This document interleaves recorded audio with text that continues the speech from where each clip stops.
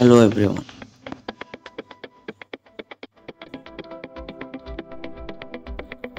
Today we will learn about Mahatma Gandhi's biography in Assamese.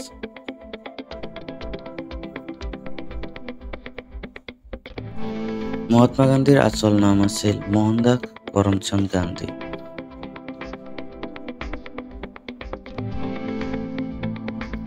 Mahatma গান্ধীৰ জন্ম হৈছিল গুজৰাটৰ পোৰবন্দৰত 1969 চনৰ 2 অক্টোবৰ তাৰিখে।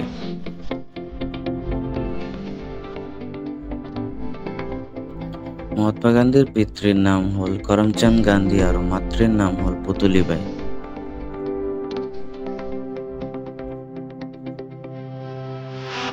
তেওঁক জাতিৰ পিতা বা বাপু বুলি কোৱা হয়।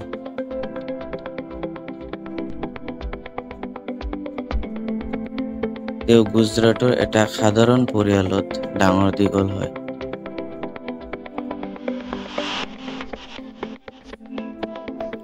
গুজৰাটৰ ভৱনগৰৰ চামালাদা কলেজৰ প্ৰৱেশ শিক্ষা পৰীক্ষা উত্তীৰ্ণ হোৱাৰ পৰিৱৰ্তে সময়ত বিলাতলৈ যাত্ৰা কৰে। বেৰিষ্টাৰী শিক্ষা গ্ৰহণ কৰিবৰ কাৰণে আৰু লণ্ডন ইউনিভাৰ্চিটিত নামভৰ্তি হয়। 1915 চনত তেওঁ ভাৰতলৈ ঘূৰি আহে।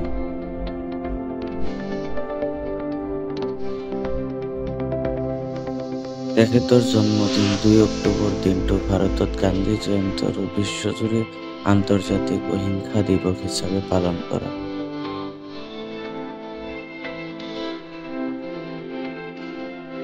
বিশ্বৰ সৰ্বশ্ৰেষ্ঠ মনীষী ৰূপে অভিহিত মহাত্মা গান্ধীৰ মানৱ প্ৰেম, মানৱ সেৱা আৰু ঈশ্বৰৰ পৰায়ণতা আছিল অপৰিসীম।